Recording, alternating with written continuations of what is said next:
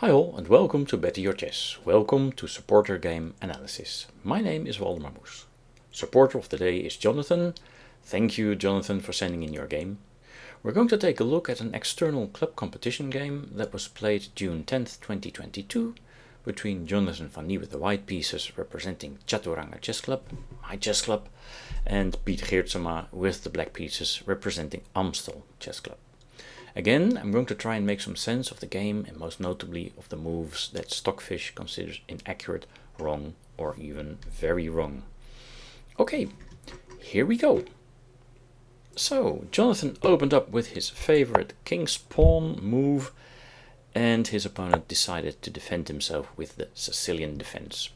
So we have knight f3, e6, the Taimanov, d4, the open Sicilian, c takes d, knight takes d4, knight f6, knight c3, and now a rather old line I want to say already, the so-called Scheveningen setup. Now one very dangerous weapon to fight the Scheveningen is with g4, the so-called Keres attack, but in this game Jonathan opted for the English attack. He tries to get a setup with bishop e3, who knows, queen d2, so stuff like this, f3 and maybe g4, and a pawn storm on the king side. So now his opponent also plays the Najdorf move, but this also fits in with the Scheveningen system, and it appears that we're getting a Scheveningen proper. Okay, the thing here is that after bishop e7, Jonathan now did play some sort of Keres attack, a very sharp move. But I don't think that the opponent reacted very accurately. He played here queen c7, and Stockfish also doesn't like the move. What are we supposed to do when our opponent is trying to attack us on the flank? We're trying to counterattack in the center. And every Sicilian player and Russian schoolboy knows that whenever you have the opportunity and it's decent to play, then in the Sicilian you should try and play the break d5. So here d5 would actually have been a very good move. And now of course the point of g4, if white plays g5, makes no longer sense, because now the knight can get away with it by taking the central pawn. So it doesn't have to go to d7 because black played here d6, d5. And now the suggested line by the computer runs e takes d, knight takes d. But we start exchanging pieces, and that's normally quite good for the defender, so in this case black. And even though the computer for some reason in this position likes the endgame for white, I think I would be really rather happy as black that I already managed to survive the opening stages like this. I seem to have pretty decent development. The queens have come off the board, so there are no attacking chances. White's pawn structure and pieces are a bit funny, and black has an extra pawn in the center. Okay, but after g4, which really livened up the game, black didn't play d65, and instead he played a more typical, or another typical move for the Sicilian, and he put his queen on c7. So now Jonathan went ahead, kicked the knight back, and we can see for the moment that black's pieces are really rather passive, sitting on the two back ranks there. And now f4. Jonathan follows up quite logically, and he's building some very nice attacking chances and a space advantage here on the king side. Now b5 was played. Normally this move also comes with a threat to the knight, and that's important if the knight has to defend the e4 pawn, but here there is no pressure against the e4 pawn, so it's less incisive, but of course black had to do something, right? Jonathan now takes a timeout so that he will never ever be bothered by b5, b4. Another good move, by the way, was just to attack your target. This pawn is attacked once, it's defended once, so f5 would also have been a very good try. a3 was played. knight b6 was played, and now this strikes me as a little bit funny. Of course, we're all human beings and chess is very difficult, but now instead of making use of his advantage on the king side, Jonathan decides all of a sudden, quite capriciously, and that's a little bit a hallmark of his style, to go in for a speculative piece sacrifice. So instead of continuing to build on his kingside advantage, he now suddenly sacrifices a piece on b5, and Stockfish doesn't really like it. And we have to try and figure out why, of course, right? We have to try and put that into human terms. We're not computers. Well, first of all, I suppose it just forces the opponent to make a number of only moves in a row. And then second of all, we have to try and figure out what the end result is of this piece sacrifice. Yes, white does get 3 pawns, but how do we evaluate the resulting position after black accepts, knight takes, queen c6, and now the point of the combination queen d4. So Jonathan saw, of course, that now he has created a double attack on the knight on b6 and the pawn on g7, so he's going to win at least a third pawn, namely the one on g7. But this, of course, forces a healthy development move to protect the knight, and also after queen takes g7 the only move is rook f8. And now if we take stock, we see that there has been a change in the position, of course. And I'm not sure if it's necessarily a good change for white. He had the advantage on the king side, and it was already a 1.5 advantage according to Stockfish, but now he has turned that around into a negative advantage of 0.6 for black. And I think it has to do with the fact that white hasn't used his majority on the king side. He has sacrificed a piece, so he is down a piece, and it is not so clear yet how his pawns, his 3 extra pawns, will count. Normally they will only start counting in an endgame, but we're not in an endgame. And it's not only black's king that's stuck in the center, also white's king is not completely happy. His rooks do not make a lot of sense, and his pieces are also not coordinated, right? And for the moment, black is actually quite safe. As a matter of fact, Jonathan now goes on to take a 4th pawn, and that really surrenders the initiative to black. According to the computer, it was better for white to just be happy and retreat, and who knows, go into an endgame where black is still a little bit better. So stuff like this, etc, etc, etc. But after queen takes h7, it's black's move again. And now, what are important principles for the defender? Can he try and take over the initiative? Well, we have to try and chase away attacking pieces, right? It's difficult, if not impossible, to chase away the queen. But there is another very, very important attacker that is still exerting pressure on black's position. And the way to try and make use of that is, of course, to exchange pieces. I think black should not take here, because that, of course, loses the queen. And I think that black should also not imitate white's game and start pawn hunting again. Because after a move like queen c2, I'm thinking about a move like rook c1. And it is very well possible that after that white does deliver a check on c7, and that indeed his combination becomes successful again. No, instead black must just make the most of the fact that he has an extra piece. And so after queen h7, his best move would have been to play bishop a6, just to try and eliminate that knight, and who knows, also the bishop, and then take it from there. It also clears his back rank, so there will be more communication possible between the rooks later on. So the best line continues with knight d4 counter-attacking the queen, but the queen can just sidestep. Black is still offering an exchange of light-squared bishops, and at least the knight has been pushed back one row, right?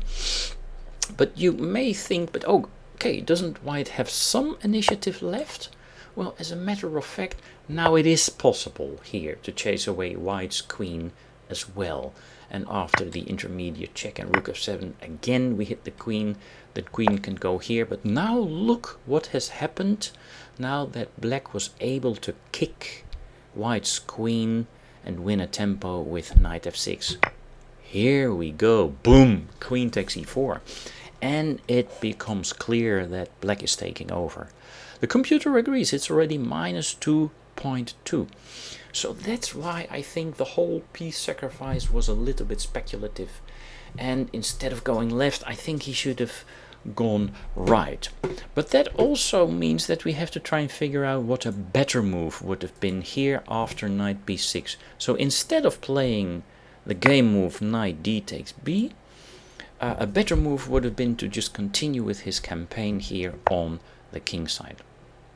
Now the computer suggests that you should keep things closed, because otherwise it might just become a massacre on the light squares. So we keep things closed. Then we kick back the knight, and now it would appear that black is developing quite nicely. By the way, black has to defend here the d5 square, because one of the threats is that white takes here, black is forced to recapture, and then he establishes an incredibly strong knight on d5. So black has to defend the d5 square. But now after a move like knight h4, it's virtually impossible for black to stop the break f4, f5, giving white a very, very strong initiative on the king side without having sacrificed any material, right? So the joke, the running gag in the world of chess is then he has an attack and compensation. Yeah. Okay. Anyways, back to the game. So let's quickly run through the piece sacrifice again. Knight d takes b, a takes b, knight takes b, queen c6, queen d4, the double hit, knight d7, queen takes g7, rook f8, queen takes h7. And now instead of using the defensive technique of pushing back the enemy's forward pieces, most notably here the knight on b5, black now makes a mistake. He sort of goes pawn hunting, piece hunting on his own, while as a matter of fact he should have pushed back white's pieces as mentioned. He now goes for knight c4, and the computer doesn't like it. The reason is that, okay, there is now an interruption from the defense from the bishop to the knight, but the knight will win this tempo. And the thing is, he hasn't used this bishop that was doing nothing, and also the knight itself becomes a target, right? So it's not so super clear here. At least now the queen has to lose a tempo in such a way that it maintains the defense of the knight on c4. So queen c7, and now bishop f2 was played. Of course, Jonathan doesn't give up his bishop. But now black, he still could have played bishop a6, but he continues now with his faulty strategy of also starting to take pawns, right? But this could have been dubious had Jonathan now not played bishop b5. And as a matter of fact, bishop b5 turns out to be a losing move, or could have been a losing move. The best move would have been here to play castles and all of a sudden restore practically full harmony in white's camp, right? So the rooks are connected, the king is now brought into safety, and now such moves as bishop b5 or bishop h5 start to make more sense when also the rooks can enter the fray. This is of course quite a common, well, mistake, I don't want to call it, a flaw, let's say, in the game of many chess players, myself included, is that we don't involve the rook sufficiently in our game. Either we do it too late, or we don't do it at all, or we don't take the time out, or we don't have the patience to also involve our rooks in the game. And as in this position, you know, we start playing with the pieces that are already developed, while as a matter of fact, our army is not even fully mobilized. Okay, anyways, back to that moment after knight takes b2, where castles would have been the best move, and according to the computer it's unclear, it's equal. Yeah, so here white does have sufficient compensation, because he is fully harmonized, and black's pieces with the knight way out on a limb there on b2 are still pretty much bottled up. Okay, but Jonathan played bishop b5, and I was wondering what's the threat. If there's not an immediate threat, then this may also just put the bishop in harm's way, and maybe even more importantly, his king is still a target because it's in the middle to black's queen. And for the moment black continues correctly with queen c3 check, but now white has to make this rather awkward king move instead of having castled. And now there would have been a winning move with knight c4. And what does knight c4 do? It hits the rook on a1. That rook has to be saved, right? Let's say rook d1, and now there would have been this check. And now that the dark squared bishop is gone and black's queen is in the heart of white's position, hitting many different things from many different angles, it becomes apparent that black must be winning this position now.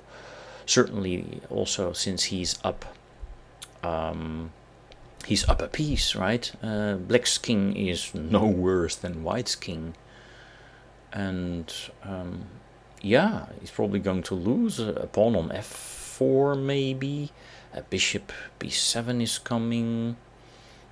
Maybe bishop a6 is coming. Who knows? It doesn't look very pretty here anymore. But instead of playing the discovered attack on the rook on a1 with knight c4, black rather played knight d3. And now that, funnily enough, and these things are very difficult to estimate, of course, that does give white a renewed chance of fixing the harmony and coordination in his camp. Because now, before this knight can get too pesky, as it just did on e3, we can take that knight and we give up the rook, because here, after king g2, black's queen is on a far worse square, and white's rook is playing. And of course, white is winning a tempo with the attack on the rook. So we also see that material considerations in these types of very weird, irrational positions are of minor importance. There are also other things you can spill in chess. It's not just material you can spill. You can also spill space, you can spill your structure, you can spill the activity of your pieces, and most notably you can also spill time, a lot of time. And that's pretty much what black has been doing with his last 3 or 4 moves. He goes on to spend or spill even more time with taking a completely irrelevant pawn here. He plays queen takes a3. Stockfish doesn't like it. He says it's inaccurate. What he should do is play a move like queen b2. And that, of course, is a way more relevant move, because it keeps in check no less than 4 white pieces. Yeah, so here black would still be slightly better according to the computer, but white has definite fighting chances. He goes on to take this pawn, and now the position really becomes equal and unclear. At least now white has another chance to try and grab the initiative, right? So g6, that's what he does. What's the threat? Pause the video. 1, 2, 3. The threat is, of course, to push on with g7 and get a new queen. So what to do about it? F takes g was played. Queen takes g6 check, and we see that Jonathan again now manages to start breaking down black's defenses around his king, and that f-pawn was a pretty important one. Now what should black play here? Pause the video. Well, he should not play this move, because then knight e6 is checkmate. Very funny checkmate. Nice pattern to remember. So the only move, and black played it, is rook f7. Now Jonathan continued with taking another important pawn from black's pawn shield. And I definitely would prefer to play the white position here, because now black's king is in way more danger than white's. But of course, mathematically speaking, black is still 2 points up, right? It's basically a rook for 3 points, for 3 pawns. Again, a move like queen b2 would have been best to start defending those squares here. That's very important. But instead, I think the white player was most notably afraid of this check, and he sort of sidelined his queen a little bit more, and that was actually a losing blunder here, according to Stockfish. Why? Well, because mathematically now white can just win the game. Difficult, but mathematically possible. Okay, so Jonathan now continues here with knight g7 check. The rook is pinned, so the rook cannot take, of course. And, well, I don't think you want to give up the rook on f7 immediately, so the opponent went to f8, kept protecting his rook, and now very professionally Jonathan repeated the moves. But now the question is, if you're repeating the moves, then you're not winning, right? So how do you continue? Well, the computer suggests that you repeat the moves once more, but the computer suggests also is that you now pounce and don't play a slightly slow move such as rook c1. Now, I think we can completely forgive Jonathan for playing this move, because it turns out that the only move now for black not to lose is to give up his queen. And we will get round to that in a minute. But first I want to show what, according to the computer at least, was the winning line here. You give yet another check. Just to repeat the moves, I suppose the computer figures out that it is not yet a threefold repetition. Of course, we human beings need to be very, very careful with those things. And now, instead of rook c1, you play this move. Now this is very tricky. The reason why knight g5 all the time wasn't working is because there was not enough firepower, but now knight g7 starts working, because there will be the follow-up queen f7. And we can't really see now how black can bring in sufficient defenders. He can only basically do it with the queen, just to try and perfect the g7 square. And now after knight g7, which would be a bad move, he can just take the knight, right? So that's the idea.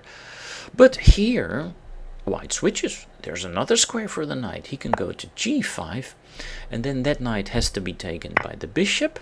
And now, very, very difficult, so we can absolutely forgive even Magnus Carlsen for not finding such a move or calculating it till the end, is that you have to see this as well.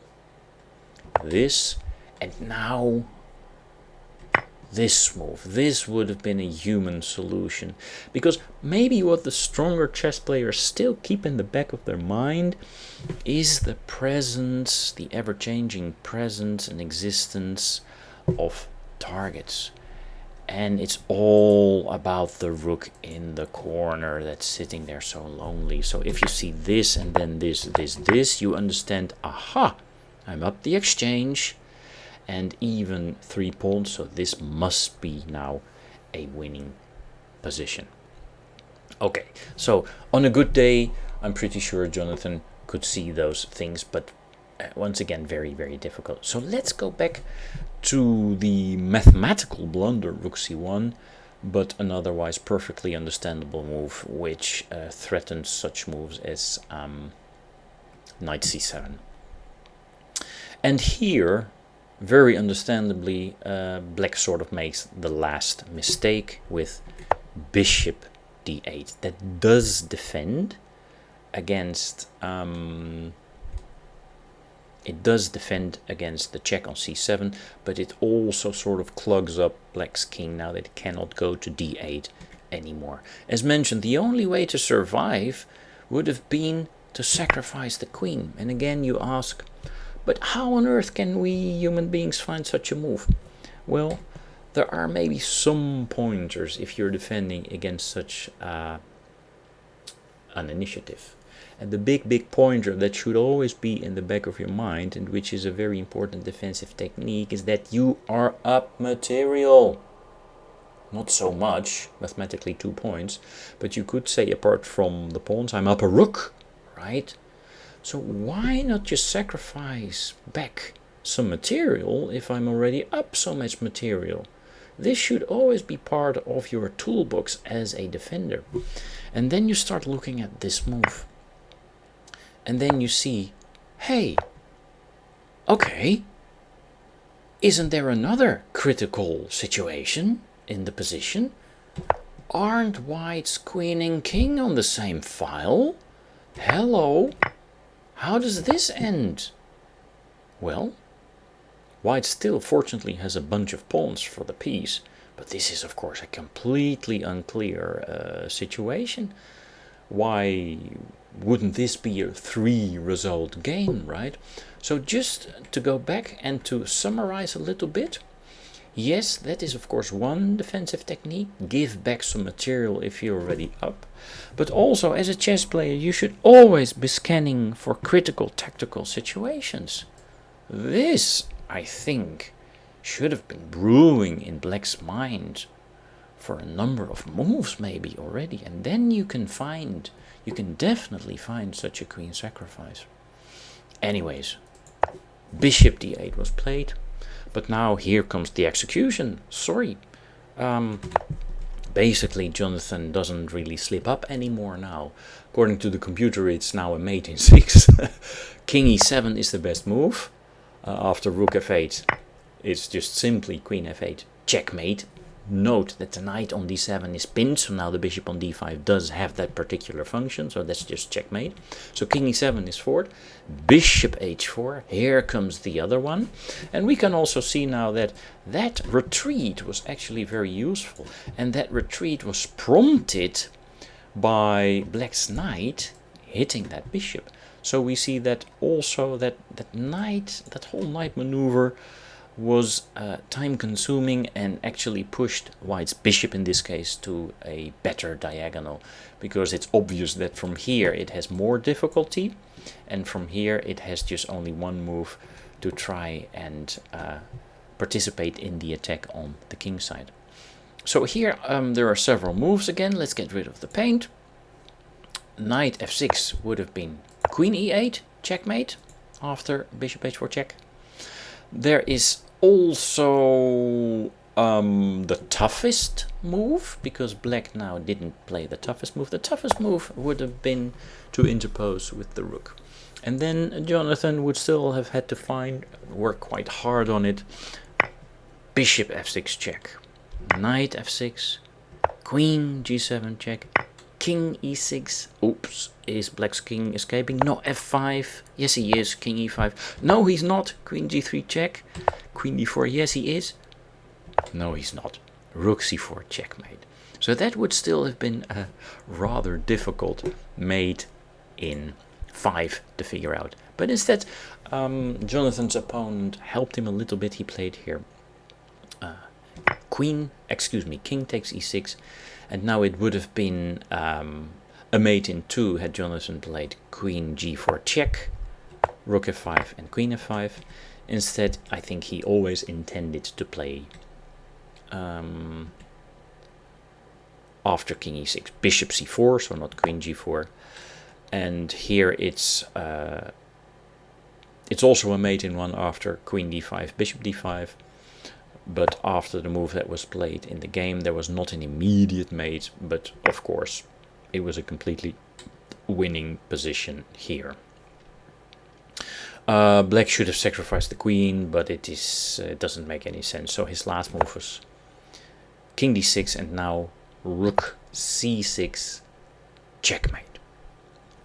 Okay, well, Hachiki day, there we go. That's it for this supporter game analysis. Congratulations to Jonathan for winning the game. You know the drill. If you've come this far, please subscribe to the video, smash that like button, and comment on the game below. Do you also want your game analyzed? Then go to the description below this video and read all the necessary information.